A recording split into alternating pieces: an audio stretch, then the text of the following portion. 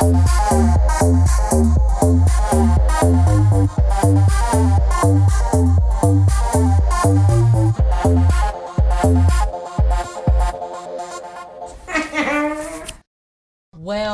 welcome. Welcome. That's all I got. I know. Well, I don't know, but it's fine. Welcome to Rydell High. Yeah, that sounds nice. That's from Greece. Oh, I meant the microphone. Oh, the microphone. Yeah, I'm using the little lav mic. The little lav mic. Yeah. That's what it's called? Yeah. I was like, what are you saying? Cat, yeah, the little porta here. mic is what I call it. And the porta potty mic. If you guys have listened to our past episodes, which I'm assuming you have. Stop. When we do cooking segments, we have to use the little porta mic, and we usually have to use like a scarf or a hood or a beanie. Today my shit is clipped on my shirt like a professional. Right? I just didn't podcast. know what the fuck I was doing earlier. But That anyway, actually sounds nice. It does. Maybe I should take a picture of this. You're gonna get. It looks good, but it sounds good. There you go. Anyway, well, how you doing, Brianna? Over there taking selfies of yourself? Just of my three chins. It's perfect. My microphone was like in my second chin. It was good. Okay, dude. I'm doing great, Shay. What's going on with me? He's trying to snuggle, but he's gonna end up hanging himself. The cat is very intertwined in our wires. Jesus. All right. Anyway. When I said intertwined, I remembered. I don't know why this reminded me of it, but I saw the movie Dumbo this week. Oh, how was that? It was fucking good. I cried 3 times. Did you? I need to see it. It's very heartwarming. Is it? The little kids could be better actors, but no isn't that offense, usually children. the case? Yeah. Sometimes they're not. It's not the case. Well, I guess it's okay. Danny DeVito was fucking sweet. Was he? Yeah. So is Colin Farrell, which I haven't seen him in a while. So that was nice to see him without an arm. Jesus. He doesn't have a little arm. He don't have no arm. It got blown off in the war. Don't give it away. I'm just kidding. That's the main part. It is. Damn it, Brie. That's pretty much all that happened. Oh, perfect. And I went to the pool yesterday when it was like kind of snowing in the morning. Oh, that's kind of cool. I mean, I didn't go while it was snowing, but it was snowing yesterday morning. Yeah. And then me and Chris were like, let's go to a hot tub. Let's go to the rec pool. In a pool. Yeah, and it was $5. And we were like, sweet. That is in our budget. And there's a water slide. Oh, damn. I forgot I can't yell too loud. You're doing so good. I'm so proud of you. Thanks. Don't touch it. I'm just kidding. That's my hair. Yeah, it is. Okay. How was your week, Shay? I'll ask you this week. I know you did. Thank you. Nothing I remembered important to ask you. Like it never does. But that's okay. This is always the highlight of my week. So that's good. I need him to just, dude. Okay, Colonel, sorry, get my cat off. is being a little attention whore today. I don't know what's going on. He's like on the laptop / hugging the microphone. Yeah, stand. I don't know what's happening. I need you to sit off because you're gonna break it. Boo boo. Okay.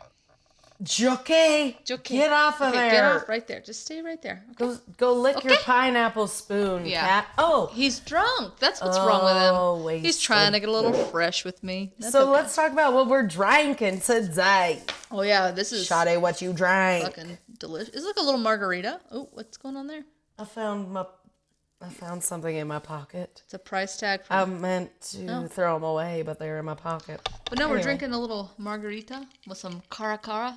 Mm-hmm. Is that how you say that? Yeah, cara orange juice, some lime juice, some freshly muddled pineapple that was fucking bomb. It was fucking bomb. Pineapples are real good right now. They're in season. It goes well, this drink, with what we're going to be making today. Or what I'll be reading today. Oh, yeah. I don't know what I'm making, but I can give it a guess. Can you? Let's hear some guesses. I think we're making some sort of taco. We're making something with a tortilla. Yeah. Don't be sad, Shay. I had to get the ingredients I connected the dots. I mean, the tortilla probably gave it away. Mm-hmm. So I had to get... Let's be honest. I had to get corn, pinto beans, green chilies, which I roasted myself. You did. I told you to get a can. You're like, you can go fuck yourself. I was like, hell no. Yeah. And they smell fucking bomb. So I'll tell you how I did that. You want me to tell you right now? You should tell us during the cooking segment. Do you guys? Oh, during it? Yeah. Yeah, I will. I'll wait. You silly duck. And then, so I just put... I needed weed. chili powder you told me to get. Yeah. And I was like, all right, I'm making either like chili. Like I thought I was making like chili soup. I thought about doing something like with dumplings or some shit, but then it was a little warm today, so I was like, meh. Whatever. We'll do something a little different. So. And we're doing this late night, so we're probably gonna get tired soon. I know. Fuck. It's almost 9. It's true, but like we got something 8:30. Special in store tomorrow, so that'll be fun for our Sunday recording session. Yes. So for our Big 10. We're gonna be on our 10th episode, guys. Next episode. This episode's our 9th.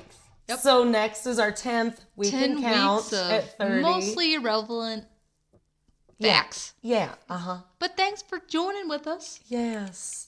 So, we decided probably every 10 episodes. I guess we can tell them about this Yeah, now. so every 10 episodes, we're going to do like a little field trip, and then we're going to talk about it. Mm-hmm. This one, I think, is going to be a good one. It was a good way to kick this off. Yes. So, we'll tell you more about that. Yeah. Next time. When we talk to you about it. So, we won't tell them anything? No. We'll just keep it a surprise on where we went on our field trip? Absolutely. Okay, perfect, because I almost spilled the beans. We're making beans today. It is live, so it's not like I could cut it out or anything. So you're right. Thanks super for not live. doing that. I know. Super fucking There's no live. way you could have edited it out. Edited. Why do I want to... Okay, this is what I've been noticing as a 30-year-old. Okay. Yeah. I want to add syllables to shit. Well, that's a good one. Like processor. The last 2 months of my life, I have not been able to say that word without being like, that's wrong. Like, I want to say processor. Oh, I'm not. But then that's wrong. And then, I say that. processor, and I'm like, that's not right. Processor. Processor. Like, that sounds so wrong. So you want to add like 16 S's in there. Processor. But that's obviously not right either. No, not even close. Anyway. Huh. Oh, another thing I've always been doing about. that, so I guess maybe I'm always been special. You're always 30 at heart. You're just a 30-year-old I'm forever. an old forever 31. Semi-old soul. Should we start a store? When we have merchandise, Shay, we're going to start a store. It's going to be called Forever 31. Ooh, I like that. Isn't that perfect? Oh, wait, no, what was that? I almost said no, that was Wet Seal that went under. Oh my God, Wet Seal. Fucking Wet Seal. Oh my God, that was I wish it was around now because now I could actually wear those clothes. It's true. No, I could have. But they were skanky. They were skanky. They were. That's where you went to go, like, you would go to Wet Seal, and then you would also go, instead of the Claire's, you would go to, like, the more scandalous Afterthoughts. That's what it was I do called remember that. in California. No, it was like the other... It was like icing or something like that. Yeah. Like, oh, it was more like fucking pregnant teenagers fabulous. go, God damn it! Ooh, yeah. Yeah, it was good stuff. I never went in there. There's this really sweet store in the Fort Collins Mall when I first moved here. And it was like... Oh, from 1984? They would have like Playboy bunny things on their shirts and like the like belly button shirts with like numbers on them. Oh, yeah. And like, way too much eyeliner, but kind of smudged, but not on purpose. Yeah, it was called K-Momo. K-Momo. And they had like they had like the body jewels. Like they had all sorts of body jewels. It sounds you could like stick a on trendy... yourself. Definitely the Playboy bunny body jewels. Sounds like just honestly like a trendy hot topic. It was. Like a light topic. Mm-hmm. Light topic. And Spencer's and... There's still Spencer's around, which is insane to me. What do they sell there? Edible they still underwear sell and like lightning lamps. And like sex toy bullshit, like for your novelty parties. Yeah. It's dumb. And then weird like glow in the dark shit. Yeah, it's kind of like what Hot Topic used to be, except without with the sex toys, but like... Did Hot Topic have sex toys? That's what I'm saying, like, except with the... I mean, I'm pretty sure that they're owned by the same company because they kind of have the same layout. They have the same vibe. But like they have, Hot Topic now seems like... I've gone in there, first of all, it's bright. And then it's like more like... Nightmare Before Christmas. A lot of Nightmare Before Christmas, a lot of weird Disney shit. But an anime now, I noticed. I went in there recently, actually. Yeah, which I was like, oh, this will be fun. And I went in there, I was like, oh, this is not the same. Yeah. Where's all the Good Charlotte t-shirts and the Fallout Boy? Yeah. Oh, yeah, the Good Charlotte. I got way too many Good Charlotte and Fallout Boy bullshit. Oh, God. Did you get the bracelets that they sold there? I never got the bracelets. Cool I just got like all the different fucking shirts. Like I had been to all their concerts, but I hadn't. Did you get a studded belt there? No, I was not. Collar no, like yourself. You remember like the studded belts and then with like the fucking kilt skirts that all the fucking those are wear so their knee-high stocks. Oh, knee-high stacks with our collared shirts and ties. Oh, they were super. I knew a girl like that, and she kept. She took our when we dissected. I don't know if I told you this last time. Dissected cats, and then she would take the cat. She would go around and ask all the anatomy teachers for the cat heads, and then when I went over to her house one time. She had like a bunch of, what's that word? I can't say it. Formaldehyde? Formaldehyde. That's what I've learned when I'm 30. I can't pronounce words. It's awful. And it's not even because I'm fucking drunk. It's just because I've lost brain cells. I'm not sure. Processor? Exactly. So she had a bunch of cat heads in those jars. Yeah, that word. I'm not going to say it. This was a girl in high school. She was like fucking complicated. Were you friends with her so she didn't kill you? No, she was like no, because I was like, I wanted to be a part of that. I wanted to be like a part of that group. She's not listening. Weirdly enough, she like went off and like joined the Navy and she needed to do that. She probably would have killed some people. She was like one of those. She was one of those girls that was just she was really smart and everything else, and I was like, you like My Little Pony deep down. It's a big old fucking front. Yeah, if My Little Pony had spikes coming out of its eyes. But no, she was a nice girl. She just, she was like, I'm just different, complicated. Like all we fucking all were those people that teenager. shopped at Hot Topic. Fucking yeah. And listened to Fallout Boy. Fallout Boy. Ugh, God. Anyways. Anyways, Spencer's gifts. Anyway, how do we start talking about that? That's how I feel 30 is that I can't pronounce words. Yeah, that's fun. It's fun. It's whatever. It's fine. I don't know. I don't know how to do that. But yeah, no, my week has been nothing, and that's fine. This, again, is the highlight. All right. So what did you roll? Science? I rolled... No. Yeah. I'm like, no. Well, yeah, I did roll science. I still think it's science, but at the same time when I was researching, I'm like, am I cheating a little bit? I might be cheating a little bit. You're not. But it's fine. It's still science. It is. It's kind of like how you were like, you're like, it's still science because it's fucking, still cooking. Fucking, what was it? World climate change? Peace. I mean, yeah, that too. It was climate change, which is science. I was listening exactly everything that you were saying the entire time. Anyway, so it's the kind of science that I fucking love. Good. Yeah. And I rolled cooking. Life. Well, I'll wait to say that so it doesn't give it away. Okay, don't. Are we cooking first? Yeah, we're going to cook first because I'm sure you're hungry and I'm hungry. Oh, yeah, we're hungry. So you'll cook first. Okay. All right. All right, guys, we're going to cook. Bye. You don't need to say bye. Hold up. Here we go. Hey, gonna whack it till the wheels fall off. Take a... Yeah. I don't know the rest of the words. But we got all that on record there. Oh, we're on? Yeah, we're on. Good. Oh, yeah. On the record. On the record. Let me get this up really quick. We're fucking ready to cook whatever we're cooking with onions, garlic, chili powder, corn, pinto beans, all right, limes. So you guessed. Sorry, I'm yelling. What did you guess? I just turned it down. I guess tacos. You guessed tacos. All right. What are we making today, Shay? We're making some sweet corn and chili. Nope. Sweet corn and green chili baked flautas. Flautas is muy bueno para mí. True. So from what? From the Thug Kitchen. The Thug Kitchen? Yes. Which I know you've heard of it. There's I have heard of it. in there, but I was kind of shocked that you don't like have it.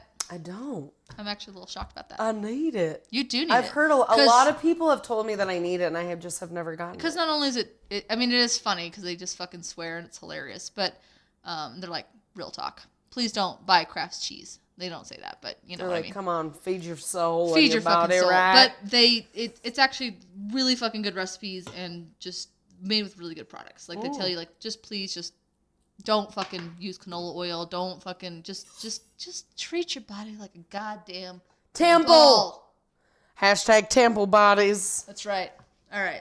So my body is a temple, bitch. It is a temple. And it's a wonderland. So I also want to make a note that this is the second time or third time that we've tried to start this podcast today because I forgot my cord. Then we forgot an onion. Yeah, we had to go to the store really quick just now in the middle. That's honestly my 30-ish moment this week is that I can't fucking remember anything. It's getting real bad. I'm going to have to get it into a home. We need to start eating out of the Thug Kitchen so our memories stay sharp. It's true. Oy. Okay. I want to eat these green chilies. You can. That I roasted myself. I know you did not. Do you want me to tell you how I roasted them before we get into this? Yeah, go ahead. Because this recipe calls for, like, what did it say? 1 can of mild green chilies. And she was like, fuck that. I was like, Shay, I ain't buying no canned green chilies, bitch. You don't have to lean into the microphone. I know. I don't know why I'm... It's kind of funny. Because you're getting... fun. You're getting used to leaning into the microphone, so I'm proud of you. But go ahead. You could just talk regularly. So, I didn't get canned green chilies. I did have to get canned corn because corn is shit in the grocery store right now. Fair. Yeah. Anyway, so all I did to roast my chilies, this is probably the fastest way to do it, is to set your broiler to high. You rub your chilies with a little oil and salt. You can do a little pepper on there if you want, but since they're chilies, I just do, just rubbing up. Greasing up some peppers. Get that capsaicin going. Yes, and then you just stick them in the broiler. You do one side for about 10 minutes. Okay. You flip them over, do them for another 10 minutes, take them out, put them in a bowl, put some saran wrap over the bowl. Fuck yeah. Because that helps take the skins off. And then in about 30 minutes, you can peel those skins off. When they're kind of warm, it's a little easier, but you can also chill them. I did that once at the Vinos. I probably made you. You did. I asked you. And then now I just peeled them and chopped them up, and now we have diced chilies that aren't from a can, and they're from, I think they were local, from King Soopers. Fuck yeah. Yeah. Anyway, awesome. That's what we're using in the recipe. I don't need to lean in. It's fine, but it's good. You're learning. Thank you, Ace Ventura. It's fantastic. You're welcome. Okay, so what else do you got over there? Oh, I have garlic. I have onion that I diced. Diced an onion today. I have some chili powder. Okay. I have some tortillas. Nice. I have the limes. Look behind you too. Don't forget that. I have the oven that's set to 400. I have cumin. Mm-hmm. I have oil. Yep. I have coconut Pam, and I have tequila that we just took a shot of. Yeah. That freshly opened bottle of tequila that is now halfway gone. Okay, so I keep losing my place. I'm losing my place.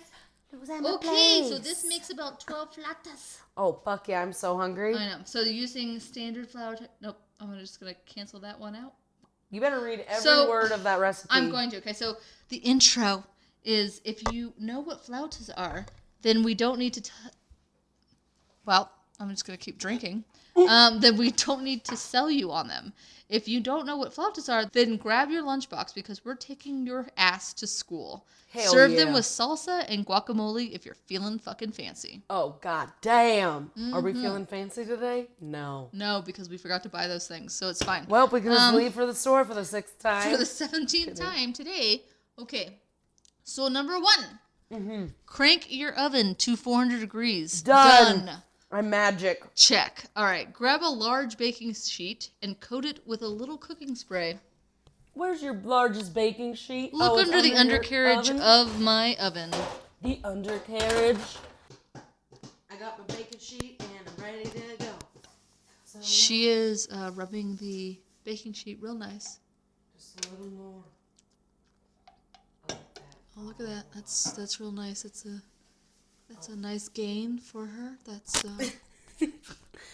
Right now I am currently rubbing down Can you hear me? Yeah, I can hear you fine. I'm rubbing down the sheet with olive oil with a little paper towel so it makes it nice and even. Yeah, it's now I'm nice. throwing away my paper towel, and now I'm ready for my next step, Shay. All right, so number 2, heat up the oil in a large... Oh, yes, okay. So heat up the oil in a large saute pan over medium heat and throw in the onion. Cook until the onion starts to brown, about 5 minutes, but I don't got to tell you that. So I'll let you do that first. And then there's too big. Oh, shit, are you okay? Yeah, I'm good. I just got caught. She got caught in her little leash. I'm just going to use this one, okay? There you go. We're going to turn that on to a nice medium heat. Medium heat. We're just caramelizing our onions. Oh, you fancier than this fucking thing because it does not say caramelized. I like how you were singing it because it was like, talking about like, it was like you were singing like Blue's Clues. A blue skidoo we can do. Boo. Where's my handy dandy thug kitchen cookbook? Boom. I'm glad we took that shot. I used to watch that show when I was way too old to watch that show. It's like okay. 13, it's I was like, I'm watching Blue's Clues. I Clues. told you in either the first or second episode that I was jealous of my sister that she was part of a Barney club, and I cried to my parents because I wasn't part of it. And then I still remember that vividly to this day, and I'm ashamed. Fucking purple. Blue's gonna do, we can do. All right, we're about to pour the oil in because my pan's getting warm. Okay, do it, girl. Okay. It doesn't say it on there, but you go ahead and take the liberty as a chef. Okay. It's just a saute of the onions. So you're not doing that in too much oil. No. You want to do that in a little amount of oil because you don't want it to be, you're just sauteing them. Correct? Is that what we're doing for this recipe? That is. Recipe? Recipe? All right, I'm adding my onions. Are you ready for the sizzle? I'm ready. Hear it. Ooh, I hear that on the fucking... You can? Oh, I can hear it, girl. Oh, it's like you a goddamn Julia Child over there. Here we go.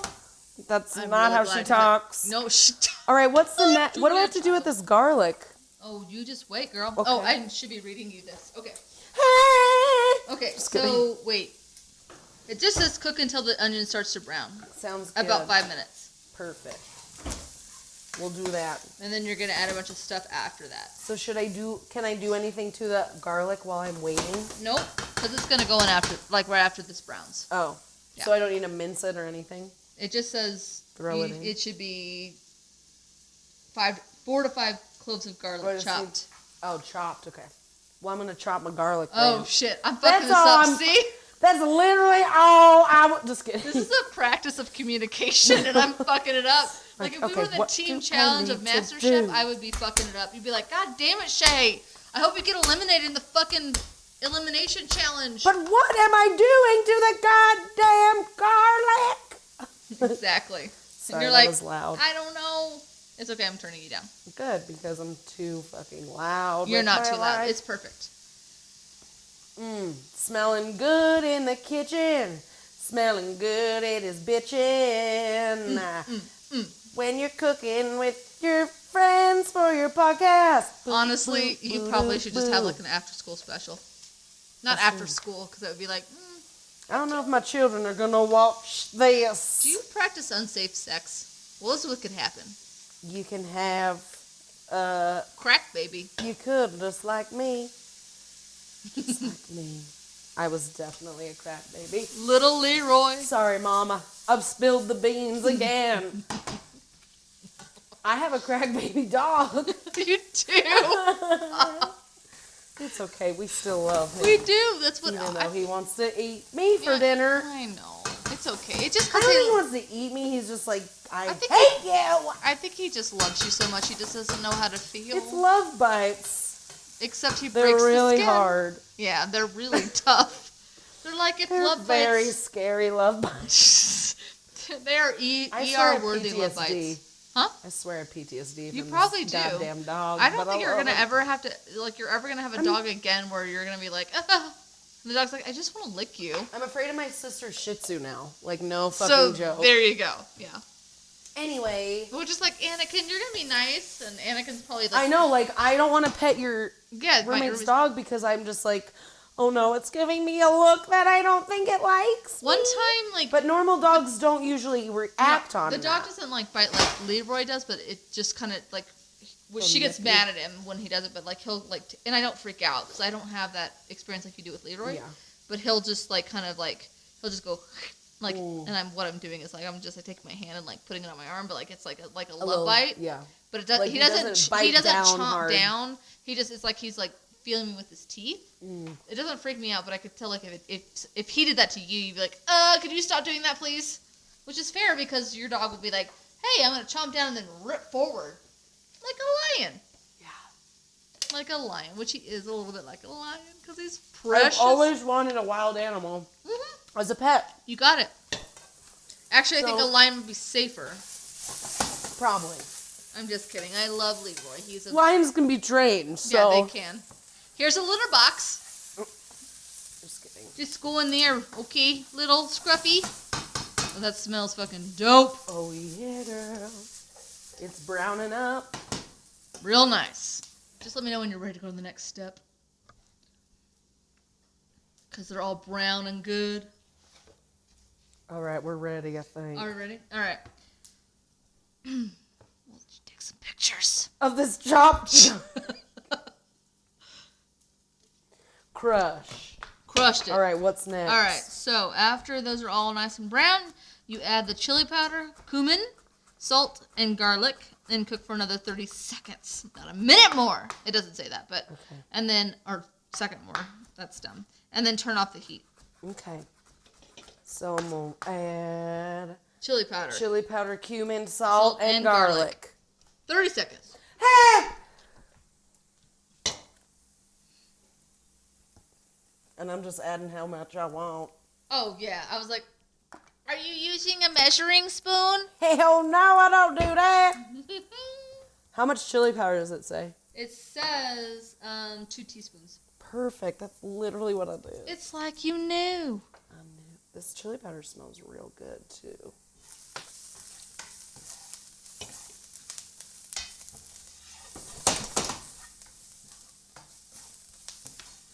All right, 30 seconds. All right. Take that shit off the heat.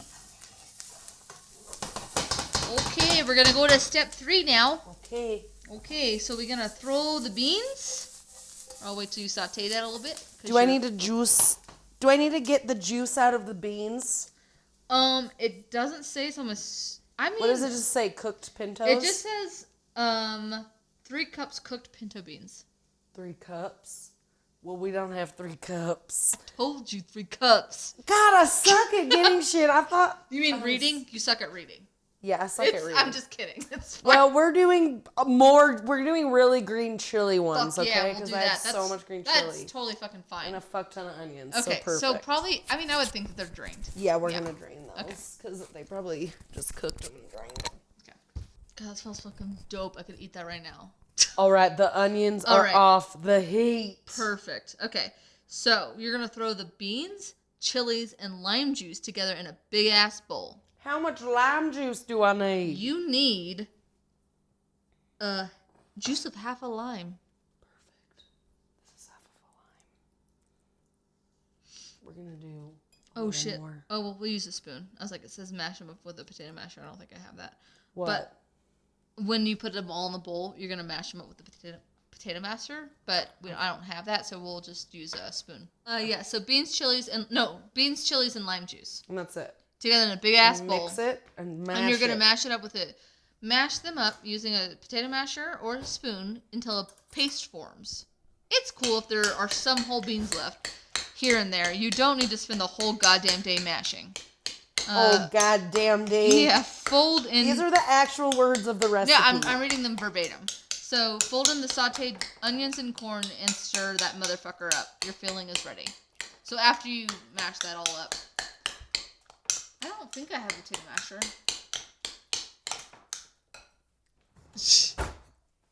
You don't. I have a bigger... I might use these. I have a bigger... Like, I have a plastic... Do you look behind you in that big... That fucking country-ass bullshit ball thing you can pull... Yeah, you're fine. You have plenty of slack. Maybe I'll use this. Maybe. Yeah, but there's that too. it's just gonna get stuck in the cage. No, but I thought She's using a whisk, just so everybody knows. But it mashes it too. But I'm just telling them what I'm looking at because your friend gave us that one critique, which was really awesome. That I just need to tell them what is going on. Yeah, so I'm mashing this with a whisk, which is working. Oh, okay. Bitch! I'm an ignoramus. You are ignoramus. An ignoramus. Dude, that fucking smells. We are forming some paste. Yeah, it's just again form a paste and don't worry about if there's a whole bean left here and there. Don't need to do it the whole goddamn day. Oh, I'm gonna mash him up. I don't know. So it just comes right out. It just comes right out. All right, what's next? Okay, so after you mash that all up, you'll fold the sauteed onions and corn and stir that motherfucker up. Your filling is ready. Let me drain out my corn. So I decided to drain my corn. Yep. And I'm just gonna quickly toss them with those onions so they get a little of that flavor. Yeah, the perk of you doing this is that you're going to give some extra special touches. Extra special love. Dude, all of this smells so fucking orgasmic. That looks good. Okay, flautas. Flautas. Okay, so. It's almost Cinco de Mayo. All right, I have my corn ready. I have my beans mashed. What do I do? Okay, so using a griddle, your oven, or if you would prefer a microwave. Fuck that. Yeah, that's what I was waiting for. That's a hell to the no. Yeah. You're gonna warm the tortillas. Okay.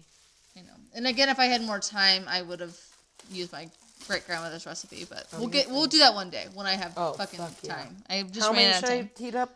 6 for now. Well, we made enough for like 12.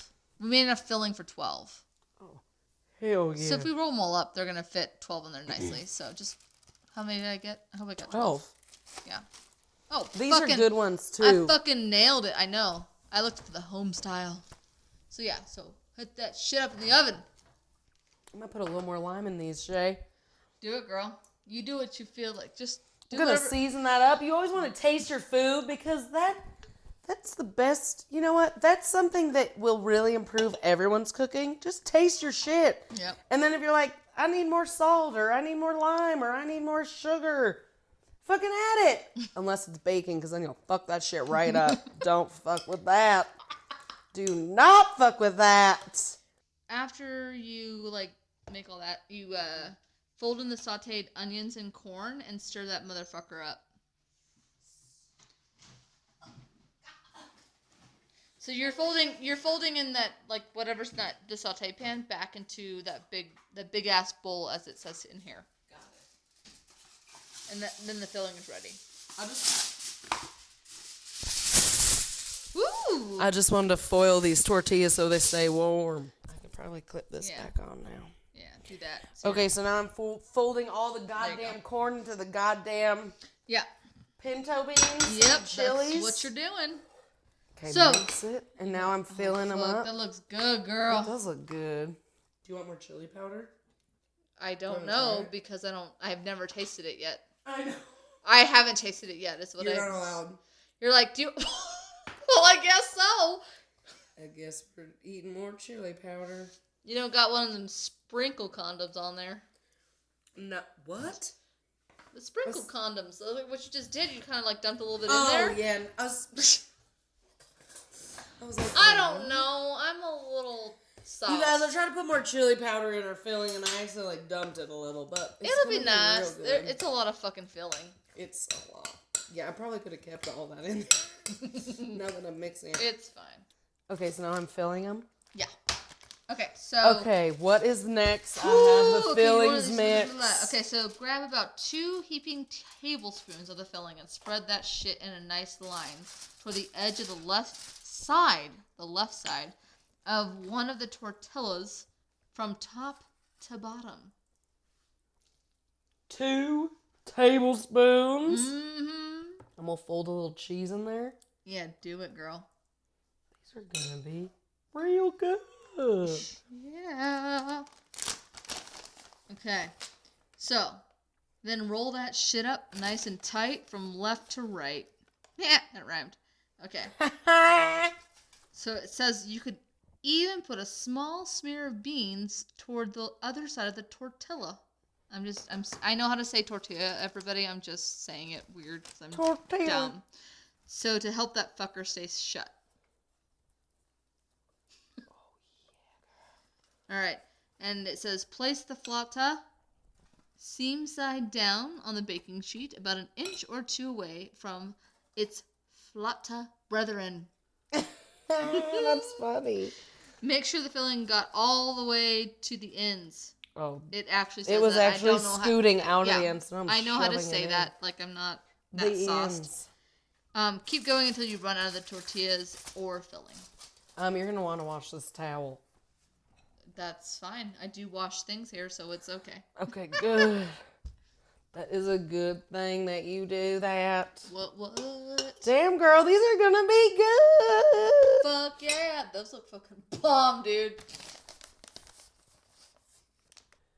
Look at these flautas, aren't they neat? Wouldn't you think my collection's complete? What did you think about putting cheese on it? Don't break your cutting board. What? Cooking book. Cookbook? Yeah. Did you like that song? It was a good song. That's the second time you've sang Little Mermaid. I always sing when I cook, Shay, but you know that. Working with me at a restaurant. You always had a really good playlist. I did. And I always made everyone listen to Drake at least once a week. Yeah, and they were like, shut the fuck up, Brie. God damn it. Not again. Are my flautas tight enough? Oh. They're tight. They're very, very tight. They're very tight? Very tight. Very tight like a tiger? Tight like a tiger. You're going to have fucking flautas for a couple days. Look, you should take some home to Chris, though. I will. You should. He needs to eat some beans. I don't know why. He needs the proteins of the legumes. Means. He needs the legumes. The legoonies. What number are you on? 2, 4, 6, 8. Oh, you close, girl. You could. They're accurate with their counts, aren't they? About 12. Those thugs knows what's up. They know what's up. Good thing these are mostly green. They were pretty much almost done because then you just bake them off. Cool. You gotta bake them off. Bake them off. Bake it off, baby, for me. You wanna shake it off, shake it off. Oh, so remember that song? That sounds. What is that? The Kellys, the Dianas. The Dianas. They were like from early 2000s, and it was like a girl group. Why don't you shake it off? It sounds so familiar. I'm sure I've heard of the song. It's like the Dianas or the Kellys.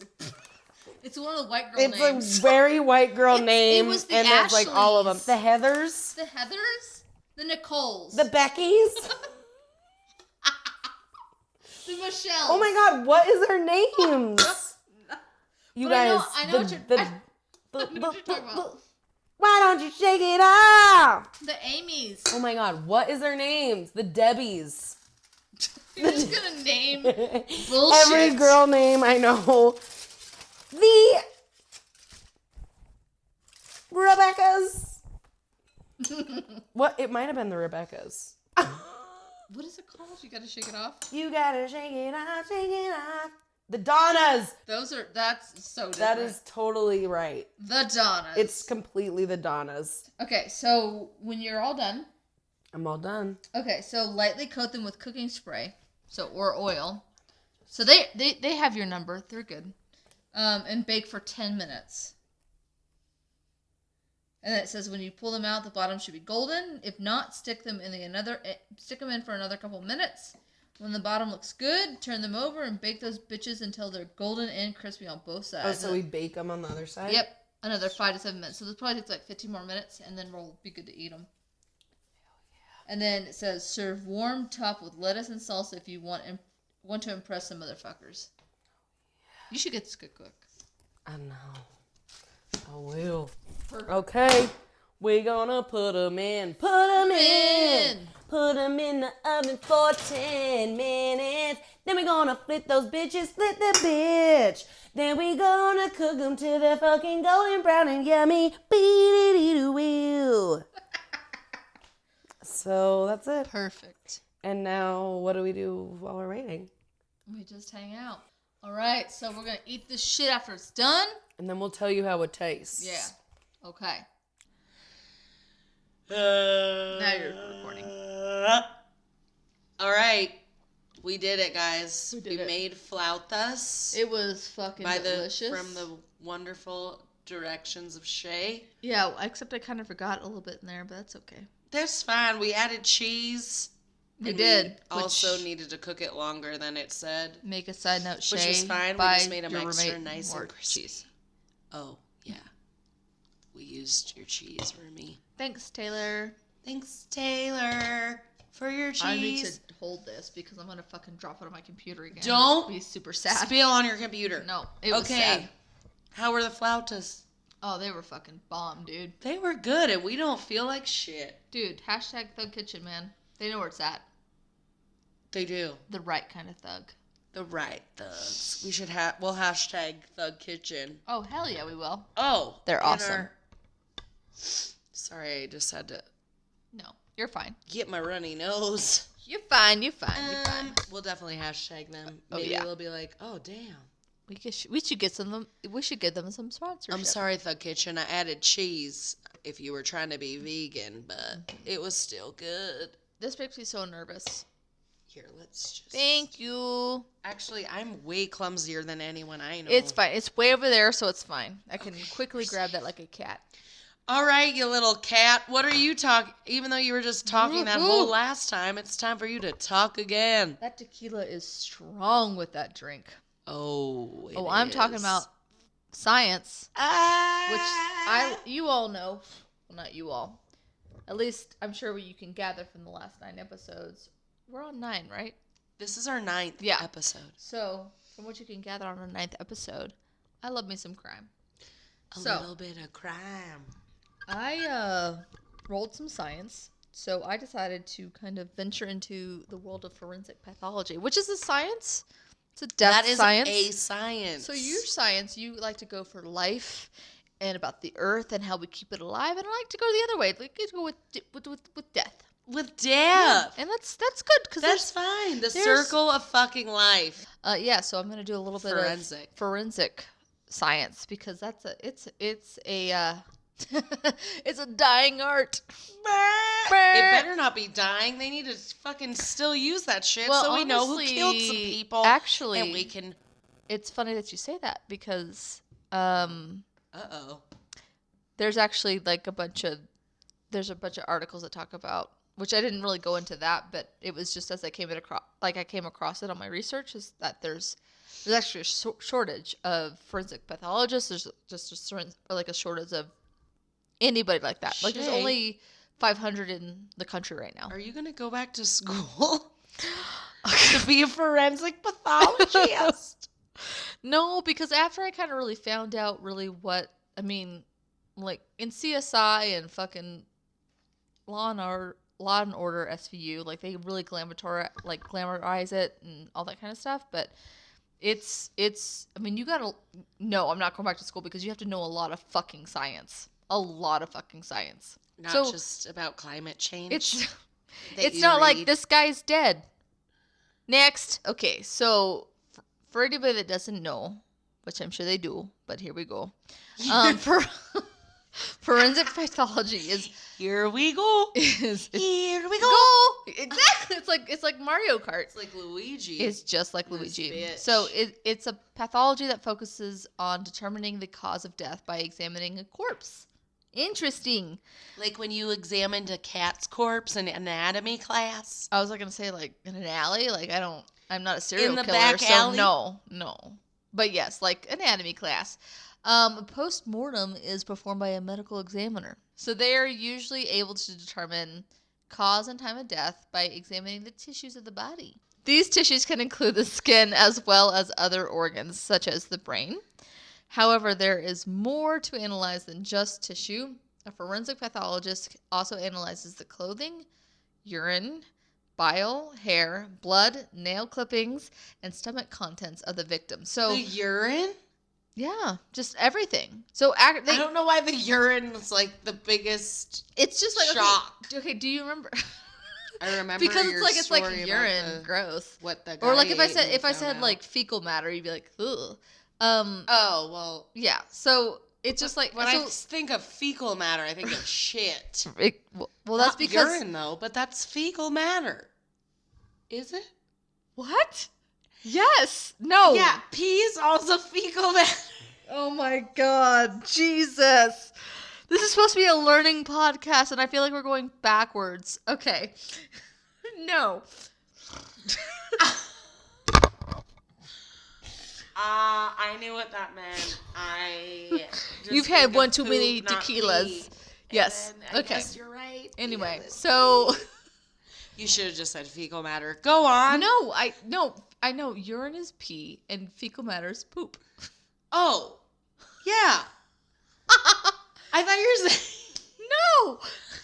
Wow, you're really gullible though. I've been like, yeah, fecal matter is pee. So you're dumb if you didn't know that.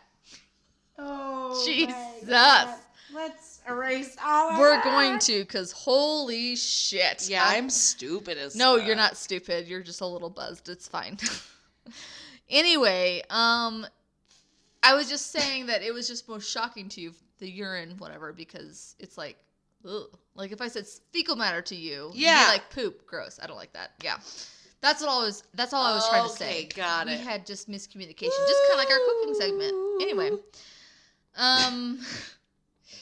So, but yeah, they have to like analyze all that shit. And I stopped because when we talked about the first episode, it was like a Jill Coit when they kind of discovered it was her because they examined it.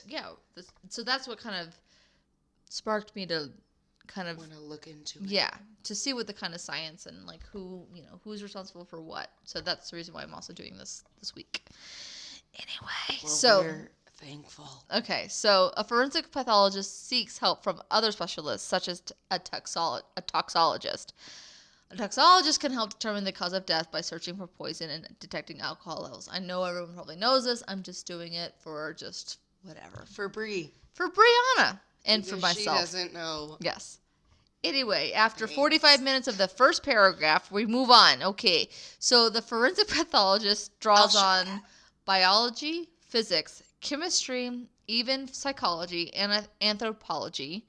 So lots of fucking science. So which I didn't know that. Like, I just thought like a fucking, you look at like a bunch of fucking TV shows and you're like, oh yeah, no, they just do like, oh yeah, he's dead there. I gotta put it under a microscope and then I'll figure it out. What you think about like then if you really like if you ever watch, it's a really morbid show, but it's actually really grossly fascinating. It's called Autopsy on HBO, and it's just kind of intense. Like because you're like looking at dead bodies and stuff like that, but it's really good because you get to kind of they do a lot of interviews with forensic pathologists, so.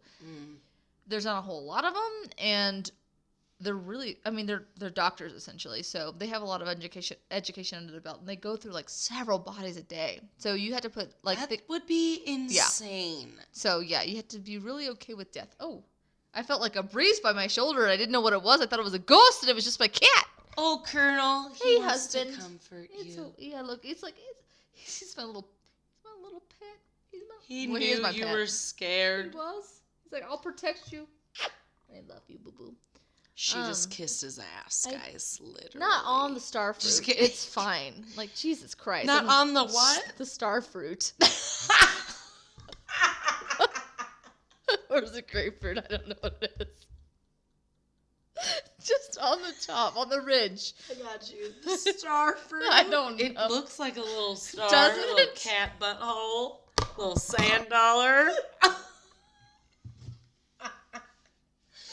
All right, pathology, forensics.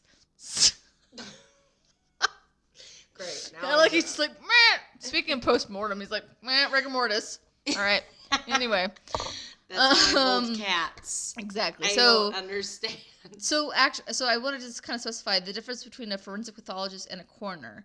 A medical examiner, by definition, is a physician, which is another name for a forensic pathologist, and are appointed to their positions. To be a coroner, you have to be able to be like elected to the job. So you've got places where like a local I know. He's all in your business. So you got places where like the local feed store operator is your coroner. Like you don't have to have really any education. You just have to be. So I could be a coroner? You fucking could be if you got enough Someone votes. Could collect me? Yeah. I mean, elect.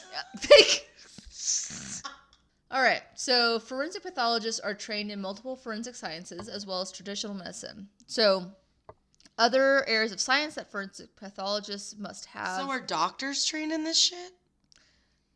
No. Kind of? Well, yes and no. But like you have to be a doctor first before you become a forensic pathologist, essentially. Which is crazy, which I didn't know that. So I learned stuff when I was reading this stuff.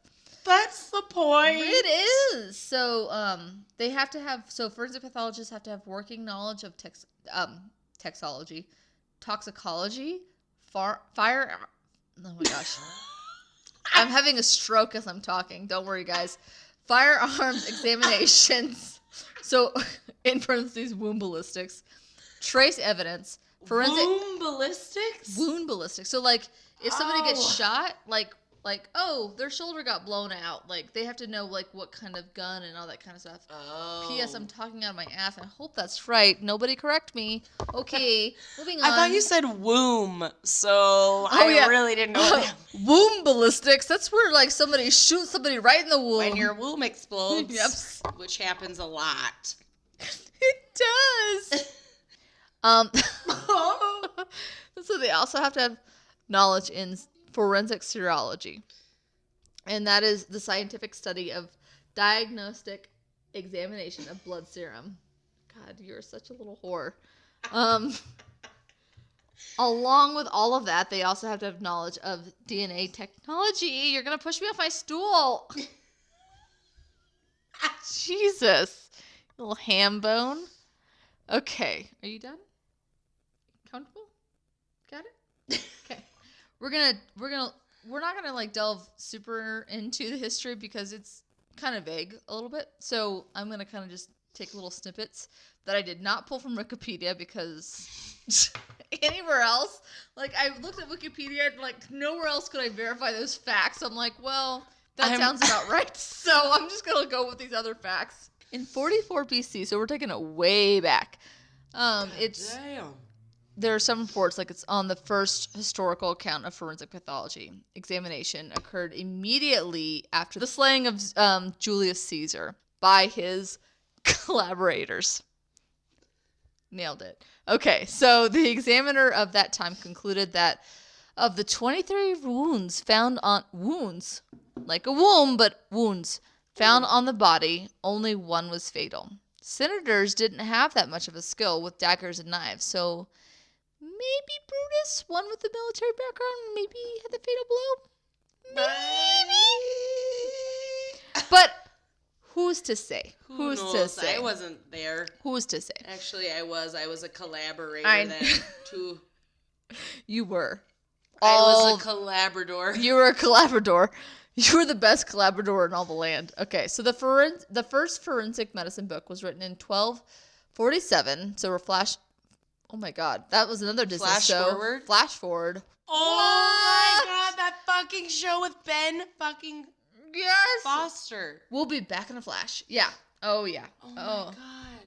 So again, we're gonna fast forward to 1247 by Song Si. Which I don't know if I'm saying that right. It's Chinese. So I apologize. God damn it, Shay. I know.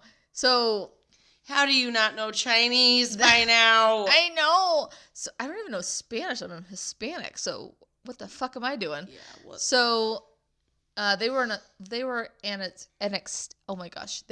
an outstanding forensic scientist in the Southern Song Dynasty, who is now remembered as the father of forensic medicine. Wow. So the 5-volume masterpiece is titled something in Chinese that I will not even remotely try to butcher. What is it? Oh. Would you like to pronounce that? Yeah, we're going to pretend that I know Chinese. Yeah, okay. Sound it out. Jiawanju. Perfect. Okay, so moving on. Was written by Song Si's sound. I do know that. Perfect. Experience with forensic medicine during his lifetime. I'm sorry we don't know your name, sir. I know. I'm sorry. You must know. You're alive. Please don't come haunt us. It was a long time. So we're going to continue to flash forward. In Europe, the first written records concerning forensic pathology appeared in 1507 when a volume titled The Bamberg Code appeared. And interesting enough, a few years after the book came out, Emperor Charles V of the Holy Roman Empire. Emperor Charles? The Fifth. That's what it says.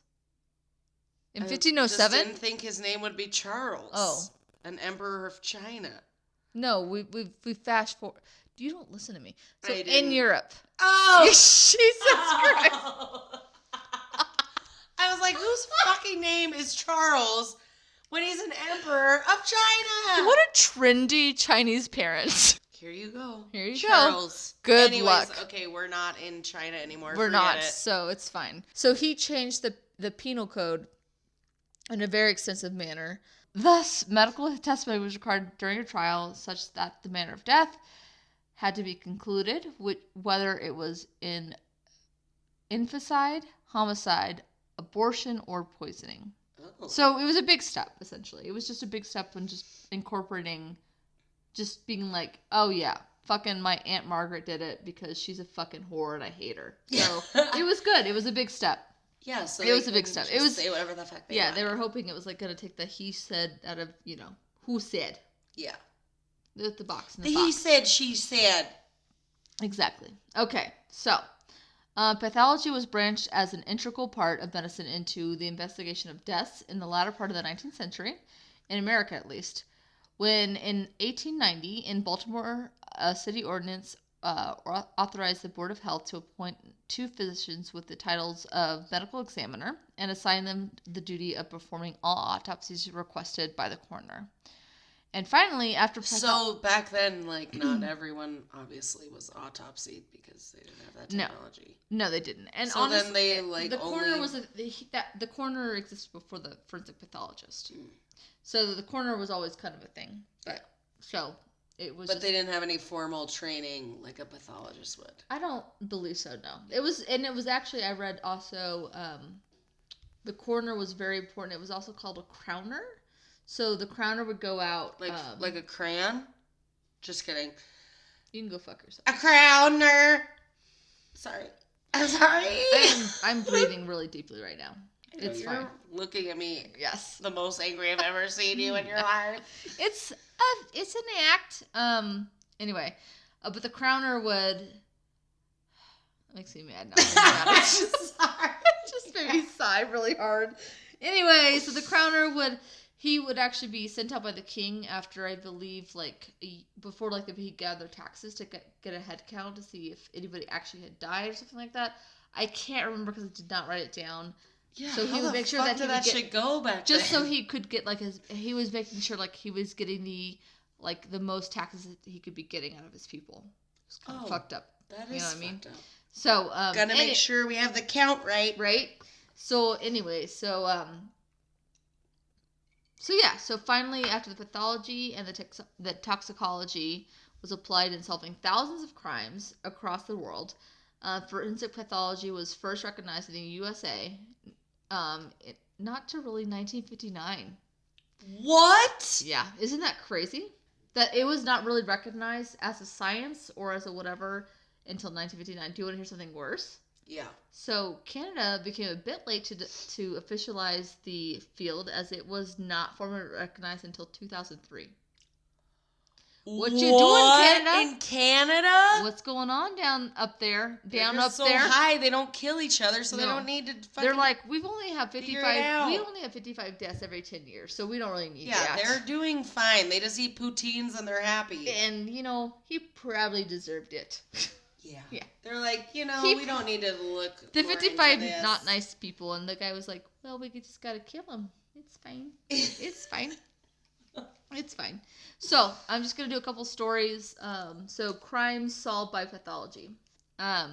So, there was a woman that was found on the ground in her barn on a summer day. So, this is why I was saying I was kind of cheating a little bit, because I'm like, I just get to talk about crime and some crime stories. So, but I don't go into extensive background, so this is not fucking 4 hours long. So, the woman was found on the ground in her barn on a summer day in Indiana. Her body was partially clothed in her bra and her shirt next to her, with her bra and her shirt next to her body, and her pants and underpants kind of were partly lowered down to her legs, so it obviously looked like kind of foul play. So her grandson hurriedly, he called the police. It was the goat. So he called the police, who noted that there was blunt force trauma to the body, and they obviously began a homicide investigation. But what was first determined to be a suspicious-looking death, potentially a sexually assault homicide, eventually was determined to be just a horribly tragic accident. What? Yeah. So, yeah, it's kind of crazy. So, this case serves to emphasize the fact that failure to recognize accidental deaths and instead consider them to be homicides can result in wasted time and resources. I did it! Resources! Processes! Oh no! And resources, false allegations, and possible life-altering consequences. The 81-year-old woman's body was found on the muddy floor of the barn with a hose still running water across the ground, according to the death investigation.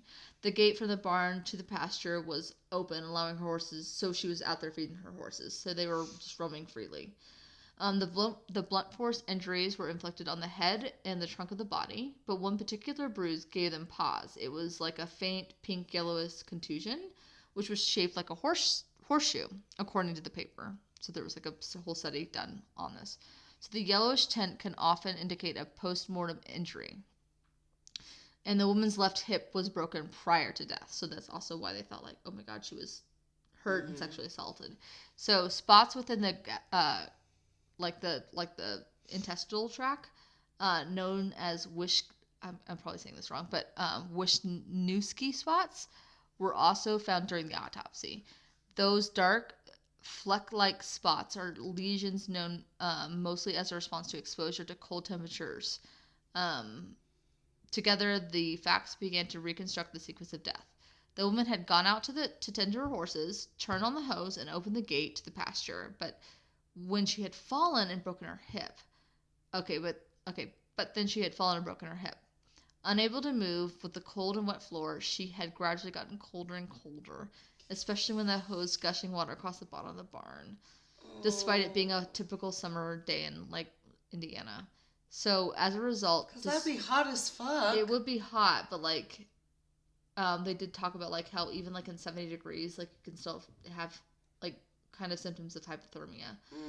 So as a result, despite the relatively warm summer, just sitting in it for you just freeze. So ambient temperatures, she succumbed to fatal hypothermia, which is insane, right? She just wanted to feed and water her horses. No, so her horses. Or some guy got away real fucking quick. Damn. So her horses eventually became hungry and attempted to rouse her with their front hooves, which explains the post-mortem injuries. So that's why they were pawing at her. Oh, so they were trying to wake her up. So, or she was still alive, and she just couldn't get up because her hip was broken. So the suspicious lack of clothing can be explained by the determination of accidental death. People who become delirious from dropping body temperature can often act out with the paradoxical undressing, in which they shed clothing despite the cold. So the phenomenon is well documented in cases. So it is where they it's when people get super high. I think there was one case where I can't remember who it was, but she had froze to death, and they're like, "Why the fuck is she naked?" It's because, and they found her clothing, and they thought it was a rape or whatever, but they had no physical evidence. Yeah. And it was because she had gotten high, or she was whatever, and so she was freezing to death. But she thought she was hot because her body was just all fucked up because of her sense, it's her nerves were blown. So she was stripping off her clothes because she thought she was hot, but she was freezing to death. So they thought that might be why. Some type of phenomenon. Right. So so that's why that she was probably undressed, was because it probably was because of that phenomenon. So anyway. Well, good thing they didn't accuse anyone that ended up being innocent. Right? Thank God that they had a forensic pathologist was doing her fucking. That happens a lot. Right? So here's a different story. So in 1981, a man by the name of Osmond Bell was accused of killing his wife, Nova Walsh. At the time, she was 24. 36 years. Just at the time, she was 24. I'm exhausted. Okay. At the time, she was 24. And he maintained his innocence for like a long time. I think 36 years after the fact. But Bell could not be charged with the homicide and was released soon after the arrest due to the lack of evidence. So for years, the case remained open and without suspects for 36 years, to be precise. So over the years, thanks to the resources that the advancements of technologies provided, the victim's family asked the court for a new review of the evidence involved in the case. In 2014, forensic scientists carried out further analysis of the evidence, including DNA analysis, generic fingerprinting, just anybody's. It's just I could do it with a stamp set. Like that looks like a cat's paw print. It's fine. It's Edgar Hoover's. It's fine. So genetic fingerprinting, which had not been discovered at the time of the homicide. That's the most random example I've ever heard. I'm so tired. Anyway, so among the evidence associated with the case, there was an envelope I'm just going to power through. Edgar fucking Hoover. Okay, here we go. Containing an anonymous letter, which was sent to the family of the victim after the homicide. In this letter, it suggested that an individual, person X, was responsible for the crime against Walsh. Chewing gum was also among the evidence found at the scene where the victim's body was hidden. So he just spit his gum out? Yes, he was like, what a dick. I'm gonna put that shit right there. Fuck you, bitch. I'm gonna spit my gum on you. And they'll never know who did it. They'll never know.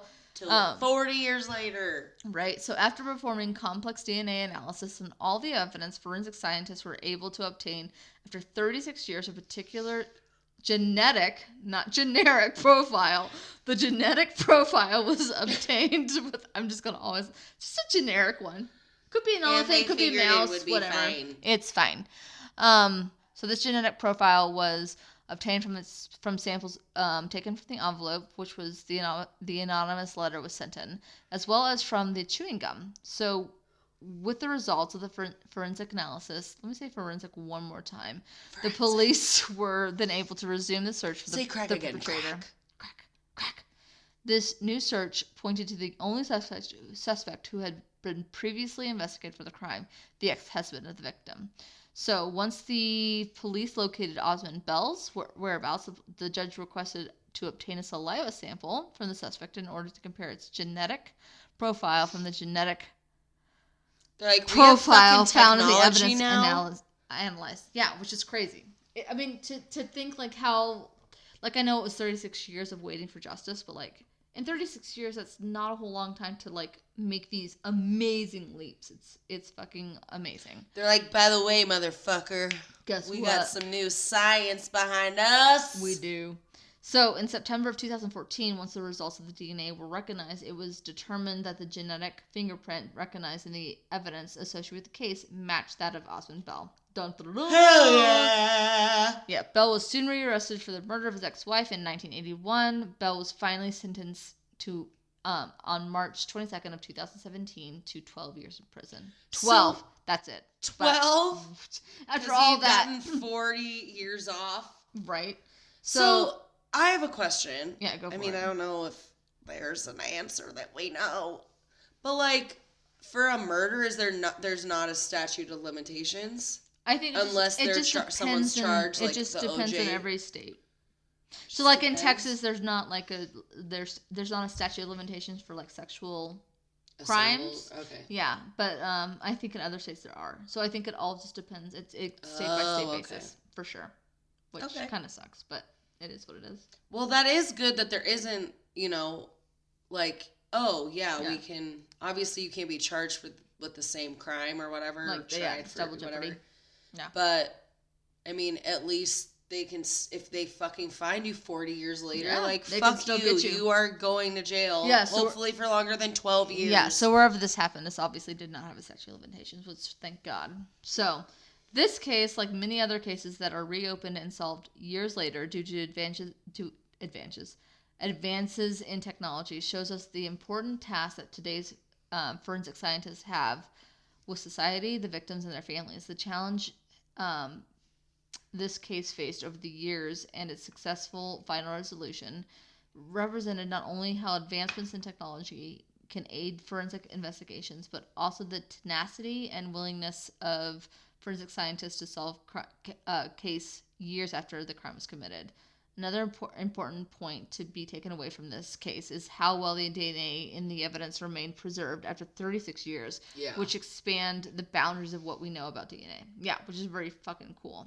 That's amazing. Yeah. So one last little thing that I'm going to talk about for this is actually some science in some fucking some hair. Yeah. Hair. So it's a hair-raising news for criminals on the run. Puns. Okay, so scientists behind a new study published in the journal PLOS 1 have worked out how to identify individuals solely based on the proteins in a single strand of hair. One fucking strand of hair. Fucking science. Yeah. So while prosecutors already look at DNA from hair as part of investigations, this technique is far from ideal. DNA is easily degradable, meaning it can only be analyzed within a certain time period for the crime. But the new technique could even be used to solve historical or who killed fucking Martin Luther King? Right. So or archaeological. They don't know that cases. Right? Yeah, they do. They do.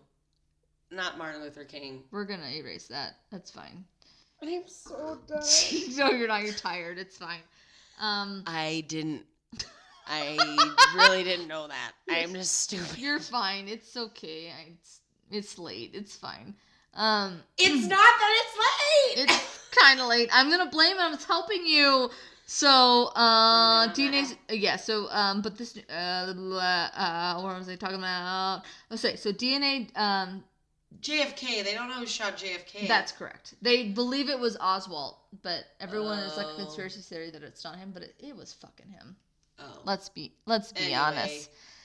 Anyway, but a new technique could even be used to solve historical or archaeological crimes, making it far superior to DNA sequencing in many ways. DNA degradation depends on several environmental factors, including temperature, humidity, and pH. It is also affected by the anatomy of bacteria and other microorganisms. In contrast, actual hairs can survive for a long time, sometimes centuries, after bones and teeth. Hell yeah. Right? Hair, in fact, is one of the most resident.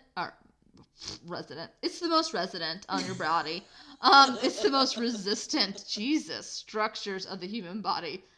Woo, Shay, that is rough. The physical flexibility and robustness of the hair structure is due to proteins with a high degree of intermolecular bonds. Fuck, I'm able to pronounce words. The single hair is associated with some 300 different proteins. This is 30-ish. It doesn't get much better than this. Okay. Don't. I'm sorry, I'm getting a little saucy. You are just saucing yourself. I'm getting upset at myself because I can't fucking read good. Shay is yelling at herself into the microphone, and I'm just watching it. I know, you're watching a whole breakdown happening. You need to I need to go to fucking Derek Zoolander's School for Ants, for kids that can't read good. Girl, you can read real fucking good. Anyway, okay, so protein profiling. So this is the whole process that we're talking about with the hairs. Blech, that's me word vomiting. They profile the proteins of the hairs. So follicles. In order to understand how the protein can be used to identify individuals, it's important to understand that proteins are coded by DNA. This means that certain levels of genetic variation that we see in different people's DNA passes into their proteins. In fact, genetic information in the DNA is translated into amino acid chains that make up proteins. See, you had fucking fucking... I did nothing whatever, today. And I add fucking...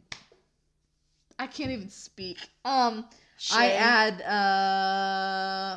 plurals. I add syllables. You add syllables, I add plurals.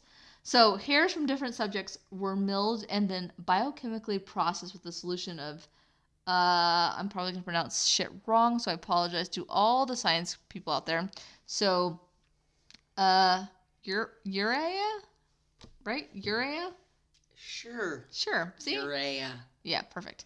The major organic component of human urine. Yeah, urine for the win. What? Oh, okay. Here we go with urine again. So, diethyl, I don't even know, a detergent and a substance called trispin, which can cut chains of amino acids. This resulted in mixtures of peptides, short amino acid sequences, which were then analyzed using a liquid chromatography mass spectrometer, which separates compounds of particular masses so that we can identify them. Whew! All right. Next paragraph. The method not only allows for human identification, but it can also reveal how old the sample is and what region it comes from, which is pretty fucking cool. That's fucking badass. So that we can distinguish between current and ancient samples. But while the region it comes from. Isn't that fucking crazy? Yeah. So like different races and stuff. It's nuts. So that we can distinguish between current and ancient samples. But while the discovery is exciting, the technique is not quite polished enough to be used in like courtrooms. So the main task now will be to analyze hair samples from all over the world, which will make it like a lot more reliable. So from different races, from different just regions and all that kind of stuff. It may one day be a great complement to DNA sequencing and may even be the first point of call in many criminal investigations. I had to close my eyes to say that sentence. But unlike DNA analysis, it won't be able to distinguish between twins. So that's one fallback of it. This is the latest in a number of studies showing how useful hair can be in the forensic investigations. Studies are also showing that morphological and toxicological analysis of hair may provide useful information of the circumstances of death. Hair lesions may give indications of blunt and sharp force trauma, and may give away culprits who are hair fetishists. What? Weird. So people that have hair fetishes. I forgot about like that part. Like in Charlie's Angels. Yeah. The guy that pulls her hair out and he smells it and then he tries to attack her. Fucking, it was weird. Yeah. The new discoveries will boast the significance of hair evidence as evidence in courts at a time when forensic disciplines have been criticized in the U.S. It will also be great use in archaeology. So that's the big part of the science about it too. It's just this really cool technology that can actually help solve crimes that like back in the days of King Tut. I was just gonna say that. That is crazy, but yeah, exactly. So it's kind of cool. That is fucking cool. It's pretty fucking badass. Okay, so yeah, that was my big, long, kind of ranty thing, but kind of cheating with some crime. It wasn't cheating at all. That was all science. It was science. That was all forensic science. But yeah, it is true that there is kind of a dilemma about that there are not enough forensic pathologists, which can actually lead to fucking lazy, just because you have so many bodies for a forensic pathologist, and it's not their fault, they're just overloaded. So you can lead to either just shoddy autopsies. I wonder why people aren't wanting to do that. I think it's just an overload of it's because they're funded. You already have to be a doctor. But they're funded also by the state, so there's just not enough funds, and it's just a tough. I think it's a tough business, and so. But what it can lead to is just it's either shoddy autopsies because you're trying to get so many through in a day, and just false. Diagnosis or false or just accusations or false conclusions, and then that could lead to false sentencing and false convictions, which is scary. So, well, a lot of times when I watch forensic files or or some of those crime shows or those crime documentaries that are well, at first we just wanted to get it's they're trying to rush right. Yeah. I guess it's not really forensic files because they always figure out what happens. Yeah. But, like, it's those crime documentaries where they're... Or, like, the ones where people are falsely accused and they're, like, forced into, like, admitting shit. Yeah. It's False like confessions. they were just trying to fucking get an answer, so they're just, like... Yeah. Trying to, you know... 1,000%. What am I trying to say? It's fine. It's late. So they just interrogate these people, like... Yeah. Unethically to 1,000%. admit, and it's just like because they're trying to rush and get something figured out. And I mean, what if like that happens, and then you get somebody that has to rush through an autopsy, and you're like, yeah, that sounds like a good enough story. That's fine. I mean, that's how it happens. It's crazy. It's crazy. Well, at least there's. I mean, you guys. It's crazy. More people need to be pathologist. It's tough though. I mean, you have to go be a doctor essentially, and then you do. But I mean, I guess you know, it's like anything. It's like when somebody goes, they go and they be a doctor, and then they do like another 3 or 4 years of a residency. So that's what a pathologist does pretty much. They go and they be a doctor, but then they go through their 3 or 4 month or 3 year residency of being a pathologist. But it's that's there's crazy. not a lot out there, but it's a need. It's a need. Because you don't want your fucking... Maybe I'll switch my life. You should. Oh, they don't get paid much either, do they? Perfect. I don't know. No. Yeah. Scratch that. Not enough. I'm about to get paid a lot. Touching dead bodies all the time? No, thank you. All right. So, that was my shit. And, yeah. So, next week... Well, actually, in like fucking 72 hours, we're going to record again here. Yeah. And, this will be a nice one. We're not going to roll this week. Or no rolling. No rolling, because this is going to be our field trip like we discussed in the first part of this episode. That was 17 hours ago. Right? Feels like that way, because we just stopped 17 times, but it's fine. But yeah, so we're going to go on a little field trip, and we're going to talk about it. It's going to be a good time. So no rolling. No rolling. It's going to be a duet. It will. It's going to be a nice duet. And we'll tell you all about it. It's going to be a good time. Our field trip.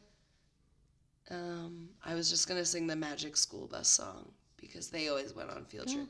Field trip! Yes. And in the beginning of the song. He's like, Take your bus right to the sea. Come on in and don't be shy. Just to make your day complete. You might get baked into a pot on the Magic School Bus. Okay, well, we're not rolling, so let's go to bed. We should. Just give it a little shout out to the podcast. Or not the podcast, the Instagram. This is our podcast. It's called 30-ish. You hopefully still have been listening. After 2 hours.